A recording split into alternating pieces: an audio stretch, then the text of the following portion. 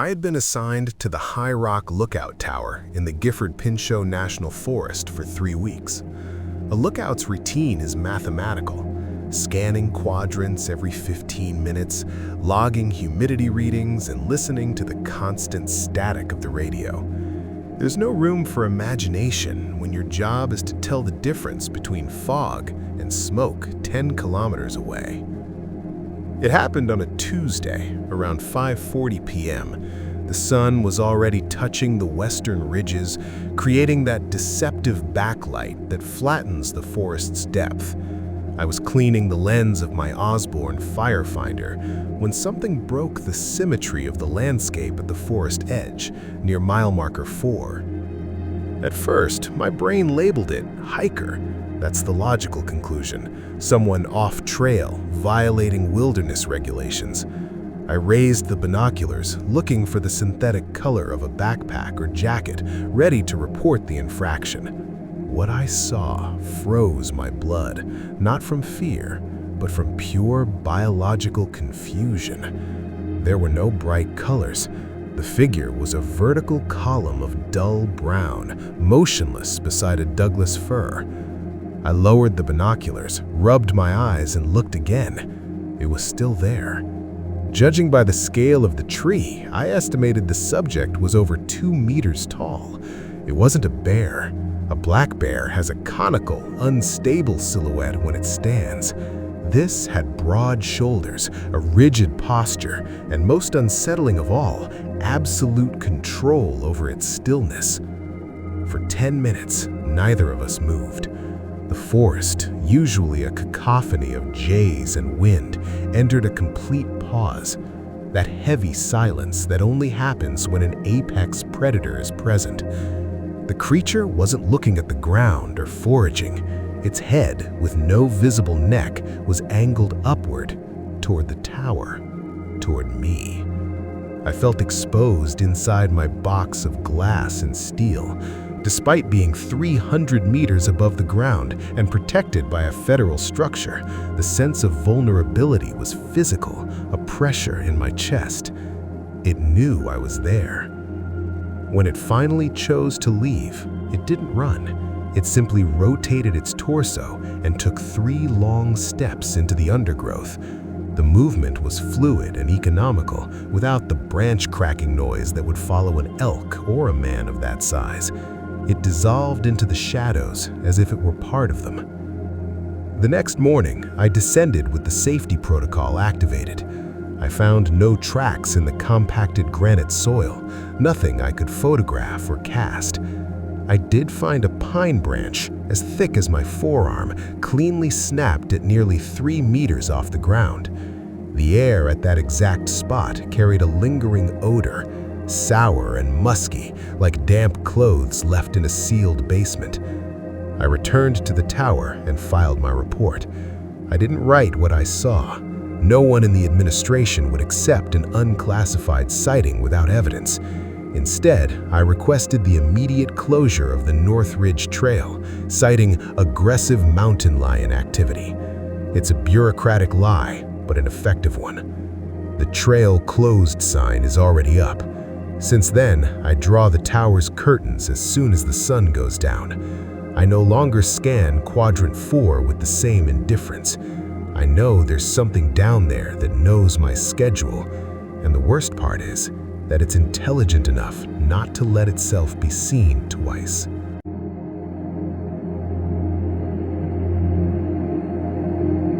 I am writing this to contest the ranger's report, which attributes the damage to human vandalism or bear interaction. I've been bow hunting on the peninsula for 20 years.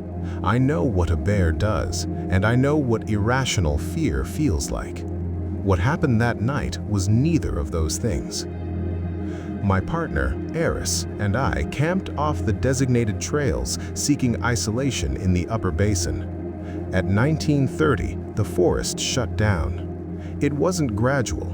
The insects and frogs went silent all at once. Shortly after, a heavy smell reached us, a mix of wet garbage and ozone, almost electrical. We retreated to the tent at 2200. I slept poorly until at 0214 in the morning, a sharp impact shook the ground. I felt the vibration in my chest through the sleeping pad. Eris reached for the flashlight, but I grabbed his arm. Outside, something was walking around our position. The footsteps were bipedal, heavy and deliberate.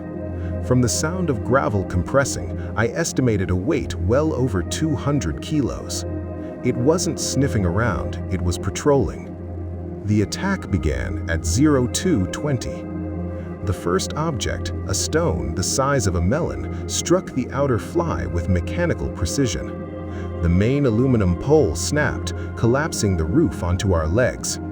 Eris screamed and reached for the pepper spray. At that moment, the creature charged. It didn't attack us, it charged the environment.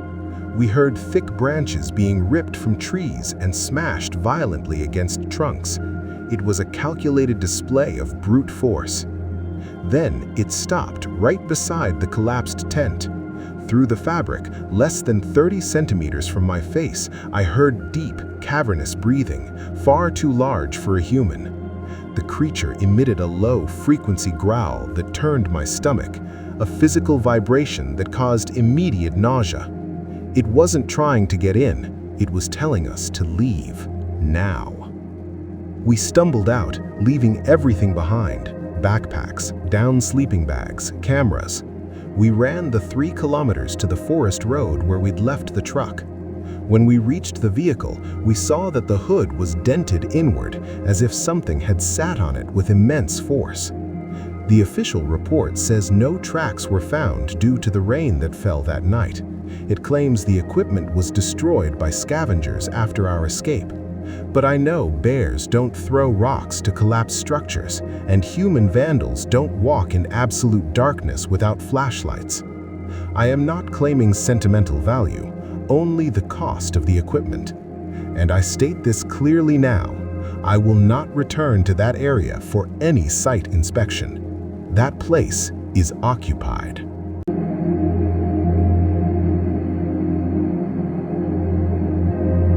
Officially, we suspended the search for Silas Kovic at 1600 hours today.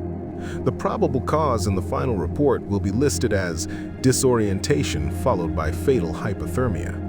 It's what the family needs to hear to find closure, and it's what the sheriff wants to close the file. But what happened in Granite Falls doesn't fit any procedural manual. Kovic wasn't a rookie. He was a 42-year-old bow hunter in excellent physical condition. He knew the area. He disappeared on November 10th. His hunting partner, a man identified as Mr. Reed, stated they separated by no more than 50 meters to flank a clearing. Reed looked down to adjust his boot, heard a sharp noise, like 2 stones striking each other, and when he looked up 10 seconds later, Kovic was gone. There were no screams, no sound of running. The forest simply swallowed him. We reached the site 4 hours later. The weather shifted abruptly. A dense static fog settled into the valley, reducing visibility to 5 meters and grounding aerial support. The first thing I noticed was the silence. It's something we dread in SAR. A healthy forest has ambient noise. There was none. No squirrels, no wind in the canopy. The real problem started with the dogs. We brought in 2 tracking bloodhounds.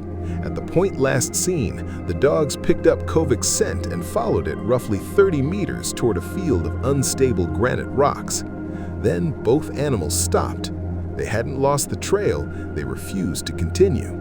The lead dog, Bruno, urinated on himself and pulled backward on the leash, whining. The handler told me the dog wasn't confused, it was terrified. According to the handler, the scent trail didn't fade gradually. It ended abruptly in open space, as if Kovic had been lifted straight up. On the second day, during a line sweep, we found Kovic's compound bow.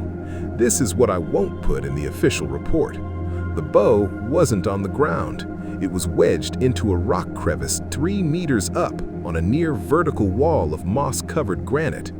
There were no scrape marks or boot prints in the moss indicating Kovic had climbed up there. The bow itself was intact.